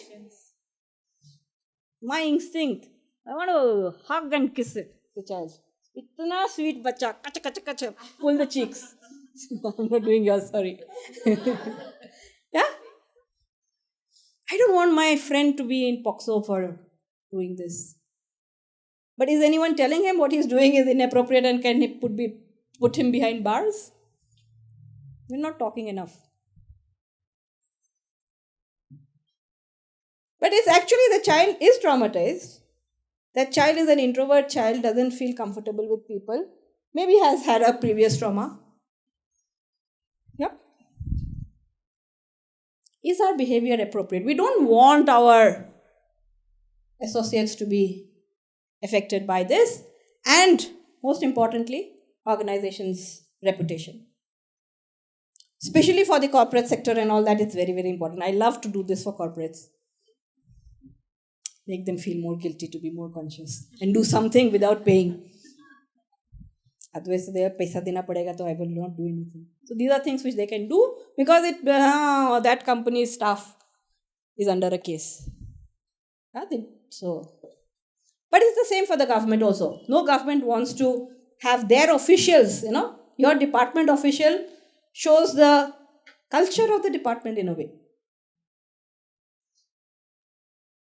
Are schools safe? That happened with one teacher in one school, but then the news will be, are schools safe in Meghalaya? So entire education department comes into the radar, no? Are schools safe in Meghalaya? And which is true. One has a right to question that. Are we talking about all this enough in our schools, in our ICDS?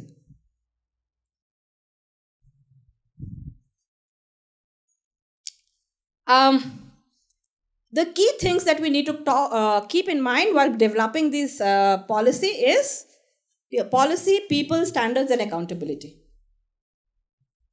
Yeah. First of all, your organization should develop a policy that describes how it is committed to preventing and responding appropriately to harm to children. So there has to be a policy. We'll skip through. So why should an organization meet the standard? Because developing a child safeguarding policy makes it clear to everyone that children must be safeguarded and not put at risk of harm because of the organization's contact or impact on the children. So one is the contact, like education, social welfare, all that will have a contact, but there are also organizations or departments which will have an impact. Like my work with water will have an impact on children. So is it also, in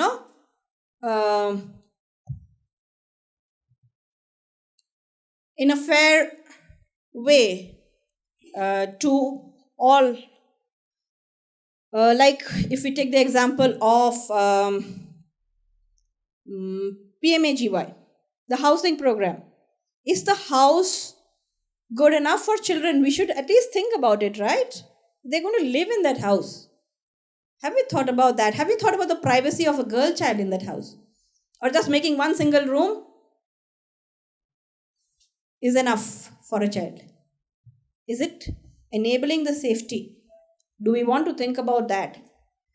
Like I said, PhD, making water taps at this height, only adults can open. What happens if it's a child who needs to collect water? Are we keeping it at a height reasonable for the child also to access? So it does impact everyone. And how do we think about things like that?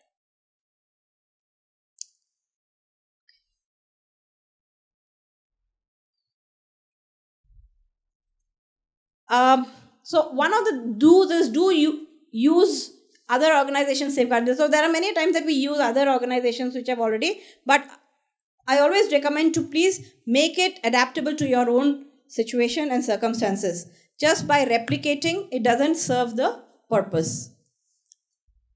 Then the people. Your organization places clear responsibility and expectations on its staff and associates and supports them to understand the act in line with these. Yeah. So how clearly have you explained what the policy is to your staff? That's what it talks about. Then is the procedure. Your organization creates a child safe environment through implementing safeguarding procedures that are applied across the organization. So is there a procedure that if I feel there is something wrong, whom do I speak to? How do I do it? Is it a written form that I need to fill up?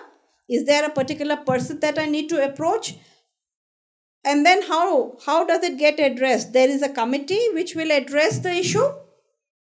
Is there enough money allocated for the committee or the thing to be functional? So what is the procedure? Just creating a policy will not get implemented until you have a procedure.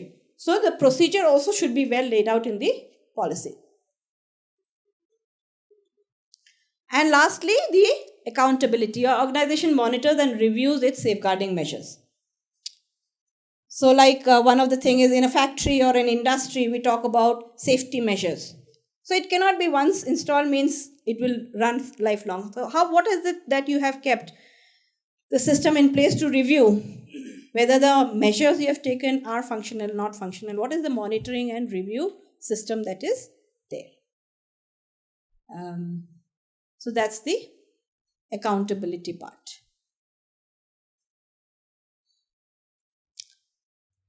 So that's about child safeguarding policy. What we will try and do now is sit in our groups, in small groups, and I shall give you sample child safeguarding policies which you can look at and draw out what are the key things that are there in that particular policy and which are the things that you feel could be applicable or something that your department could think about or do or need to create. So I will request all the people with the Ministry of Labour to sit together, the Education Department related people to sit together. Health, I think, is alone. We'll see if we can combine. ICDS together, people from Child Welfare Board together, and JJB together. If there are lesser number of people, we'll see. So maybe if we can. So education, ma'am, the two of you are there. ICDS. Where do you want to be? Or maybe the health and three of you could sit together.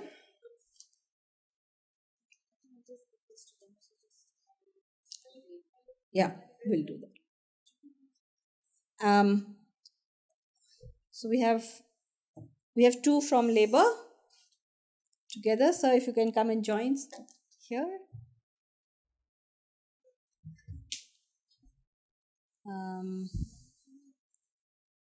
You are from? Yeah, you all are ICDS. Yourself? DCPU. JJB.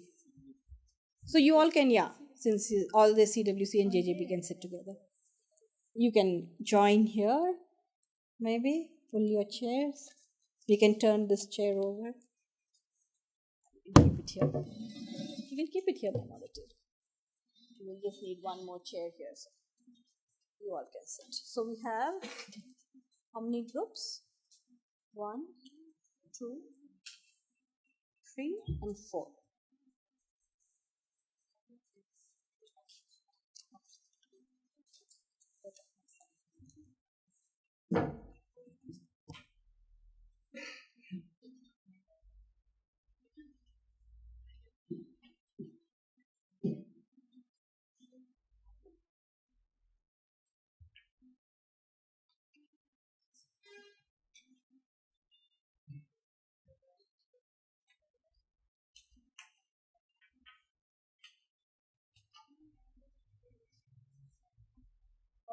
So first, maybe we can share it. I just asked everyone this checklist is called this minimum standards safeguarding checklist for you to just see whether you have it or not. If not, while you are working on your safeguarding policy and guidelines, you can keep this in mind. So please look at the policy, look at the checklist and just see whether it is covering, what is your thoughts on it, and what do you think are the key features that are being listed in the policy. So you don't need to read the whole document, but the titles and the gist of it.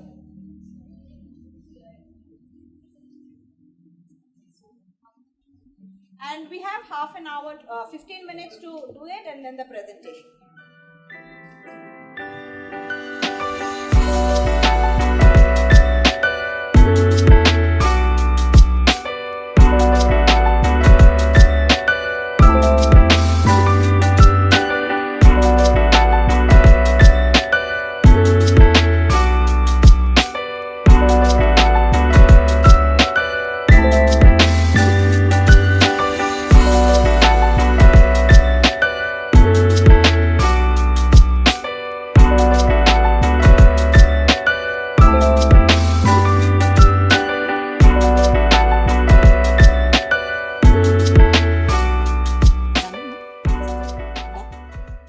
Okay.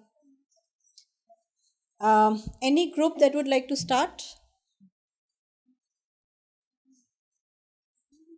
You like? Everyone's pointing towards you all. To share your findings from.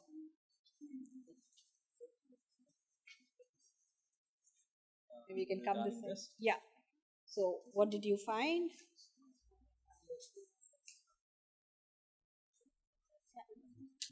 Thank you. Thank you. Okay, I'll just share a bit only because I think all we from. Everyone's got different organizations. Okay. All different organization means A policy of different. So this is from the end. the AND Child Safeguarding Policy. So, I have to share on this. Yeah. What did you find? What are the main elements that are covered? Are all the Okay. Okay, we didn't have so much time to go through this, but we're just going through it a bit, going along with the checklist. So what we did was we just compared this policy along with the checklist. So in most cases, what we find is, I think so. In this policy, it's already most of the points. One second. It's there. Department, okay, have a policy.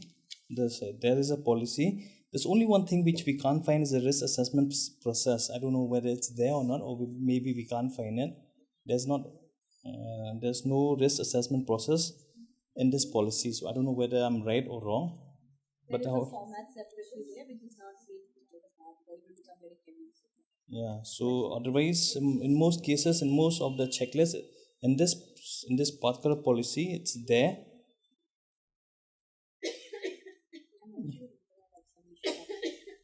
Such policies being. Yeah, I think so. If it is to be something the government system. I think so. Not each and every department. I think, in my opinion, this is just my opinion.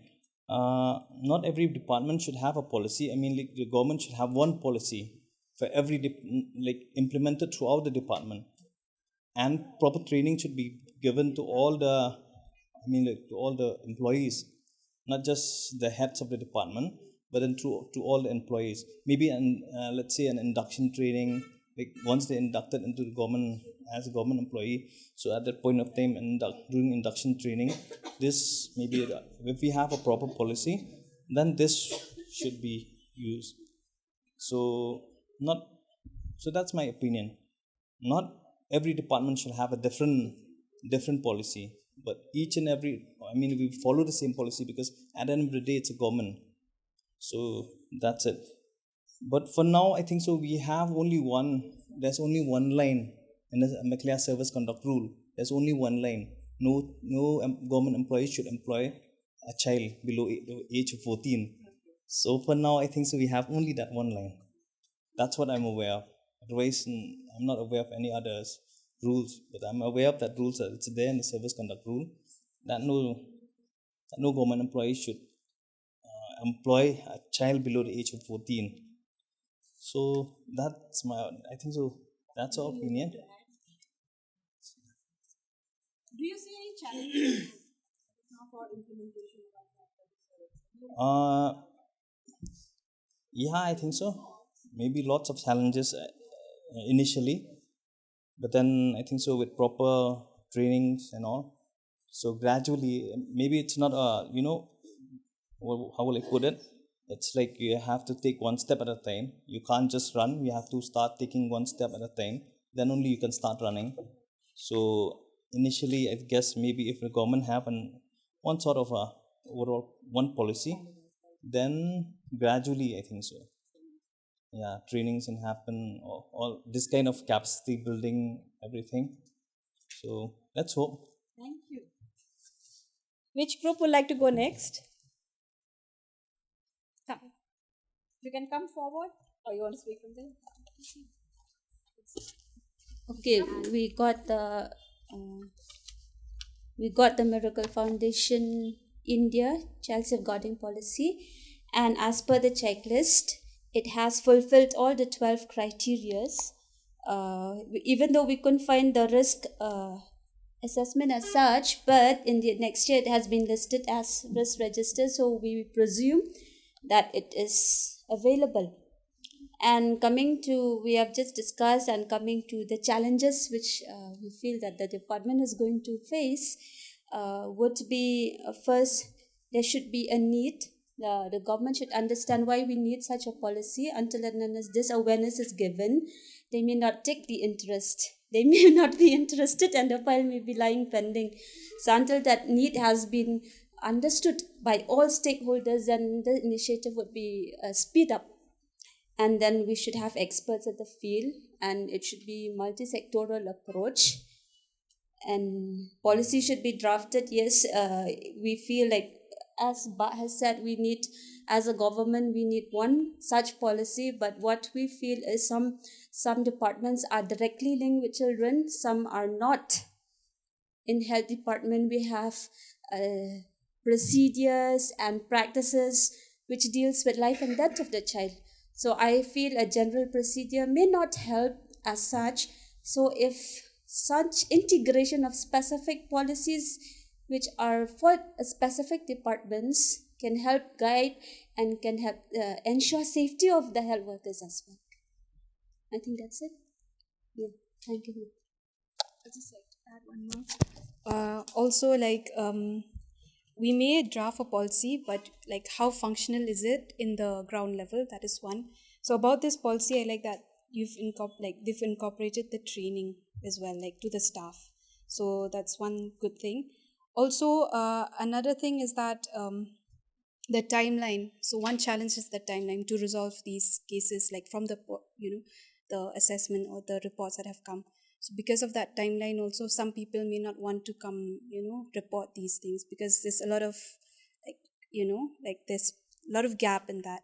It may take a lot of time from their side as well. So just to add something.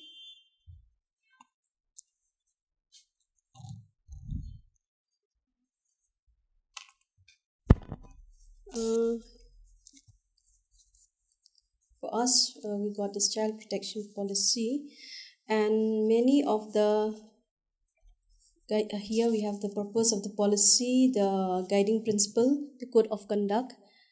Especially the code of conduct, it's really applicable to our education department and for our school. And many of the points here, like for there is a must and there is also must not. For must, I think many schools, they have already engaged with this, respect the privacy and dignity of every child. Yes, it's already there. Then, oh, and I also like this point: be sensitive to the issues of gender and social cultural issues. Like as for now, we have this NEP 2020 where we talk a lot about all these things.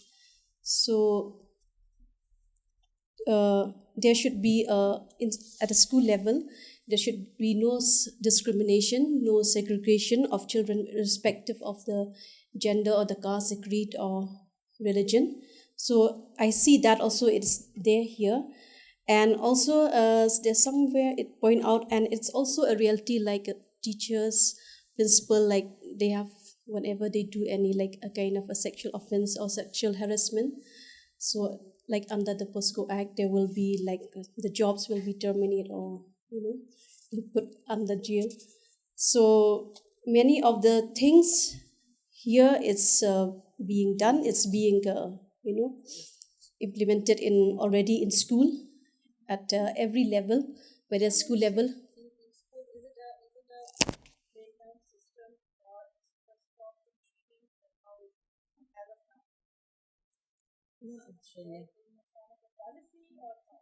No, not yet in the form of policy, but yes, like in every school, we used to have like their own obligations, like us. What are the from the child side, from the students, from the parents, we the teachers, like the do's and the don't we have in the diary, in the form of a diary. But yes, all this we it's not yet being guide. We don't have yet this kind of a guidelines. But I'm just going through. Just I could not go all the points, but I see that it's there. It's there in the school system. The policy that they were looking at was for which organization? Right. Child rights and you. They got for CRY, and I think that's where a lot of these things, especially for the education department, like we said, in training programs and other things or workshops, we do talk, but there isn't any set protocol where we are signing up as teachers. A lot of the do's and don'ts that remain in the guideline is for students and parents and things like that.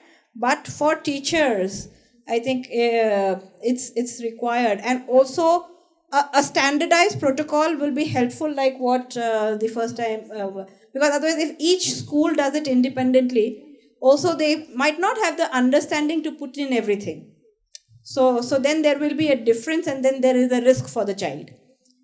If the child is school is good enough, very strong in understanding of rights and other things, they would prepare a better one, while the other one might lose out. So I think there a standardized protocol might be very helpful for the children. Thank you, ma'am. It'll be really nice if you can come forward so that everyone can hear. But ma'am, the others didn't go.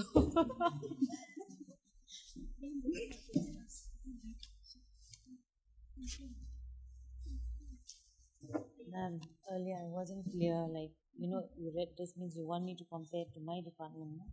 Yeah, whatever in the checklist. Yeah. Okay. Ma'am, briefly, because we had to do a lot of other papers. May I have your attention? Okay, we got this child safeguarding policy, preventing child abuse. So, of course, as already explained, actually, children have the right to be protected from harm, abuse, and exploitation. Ma'am has already explained clearly, and I went through like very briefly since you have explained. Then the aims and principles. In the best interest of the child, principle of safety you have taught us, principle of equality and non-discrimination, principle of confidentiality. Of course, that part I think it wasn't being very detailed. I think you were not being detailed with us. But that is important, I think. Principle of participation, it was very nice. And all these acts, which we have for protection of the child, like child labor, JGB Act, protection of child rights, prohibition of child marriage act, all those you have briefly spoken to us some of them, and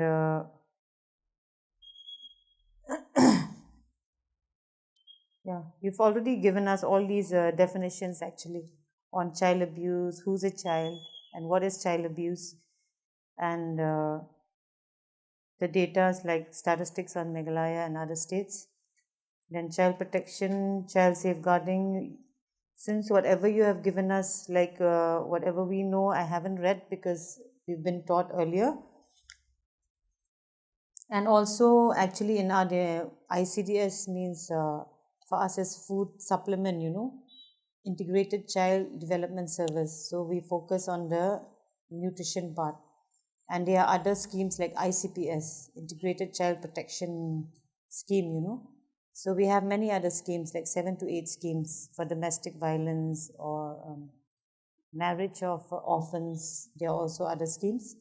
And I guess child protection schemes, they deal more with all this. We are mostly at the food and nutrition, we take care of cleanliness. We teach the child to wash their hands, before eating and all that.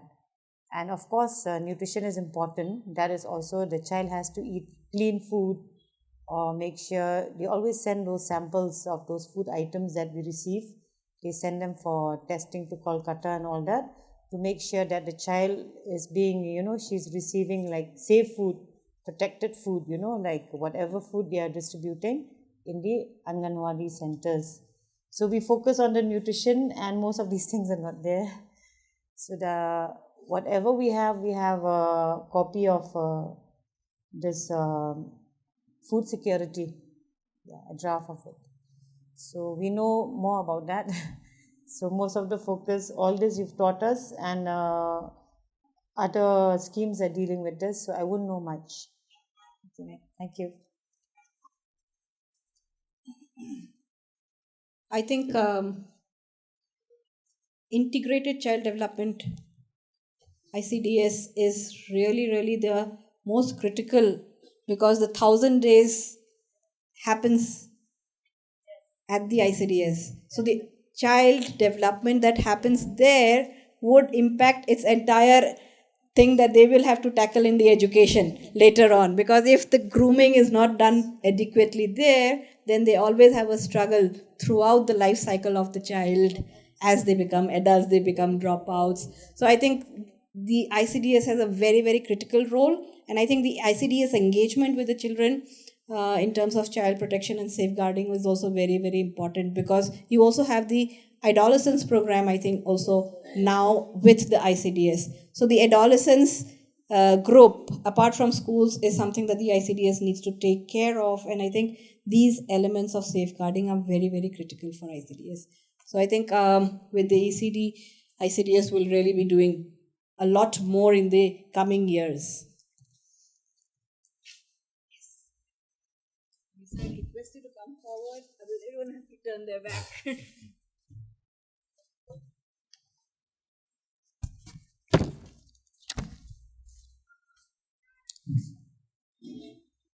Okay, our group, CWC and the JJB, has got this policy related with child protection policy, creating a child-safe world of the HCL Foundation company. I guess this corporate entity. So I think most of the policies headlined by this company has already been discussed, and they've got a good preamble saying that HCL Foundation affirms that children are persons with rights. So that was all about that we were discussing yesterday, today, rights protection.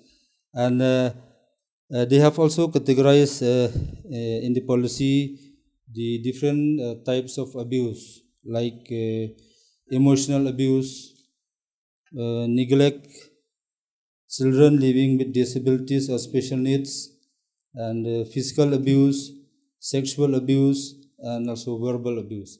They have also specified, like in this policy that they've got appropriate authority for reporting any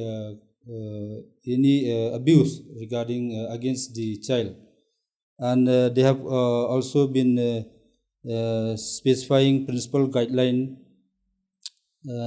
guiding principle, I would say guiding principle, whereby the company have enlisted certain points that will safeguard the issues like raising awareness of child abuse and its risks for staff and partners, and also the same kind of awareness at a different level. And so overall we have discussed that we find that somehow it's a comprehensive and very good policy, which indeed confining to the very theme of JJB and CWC, because our, like today also someone has asked regarding what happened to the offenders in case of any child abuse, what will happen when he is after it has committed. So that has been explained today, that in case if he is an adult, he will be caught by the police enforcement and he will be put behind bars and the other legal formalities will follow. And in case if he's a child in conflict with law, that is, he will be kept separately in observation home. He'll be segregated, separated, and obviously the victim will be a person we will be looking at as a child who is in need of care and protection.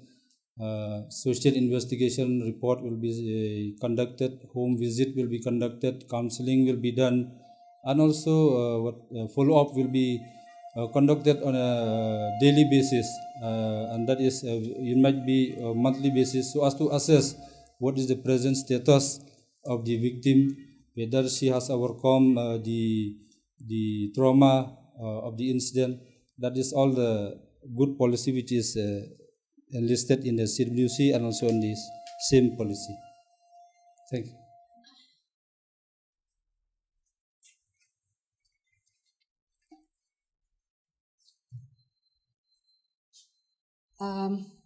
So yeah, I think child safeguarding is one of the things which is gaining a lot of momentum, and like you see, not only in the government or the NGO sector, but also corporations and others are coming forward to work on child rights and make this a cause. So with that, we conclude our formal sessions, and if there are any thoughts from your end as to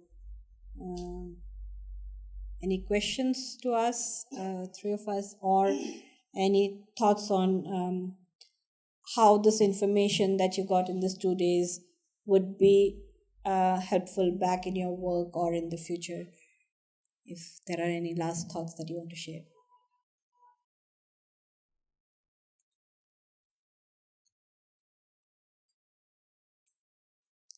Okay.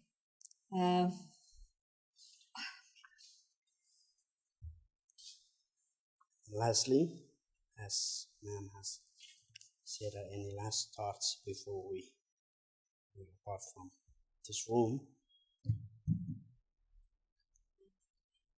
Whatever we learn in this 2 days training will be helpful may not be 100%, in some ways, because we all have different field works that we have been dealing with in our every day in our jobs, profession, and my personal perspective, I would like to thank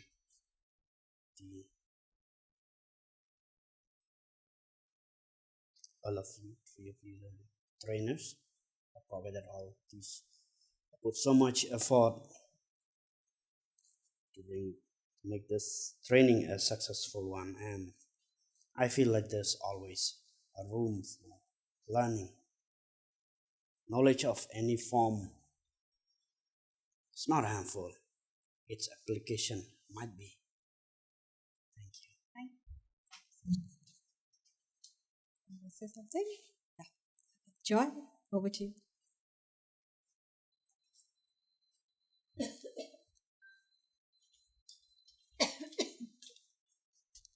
Okay, thank you everyone for your time.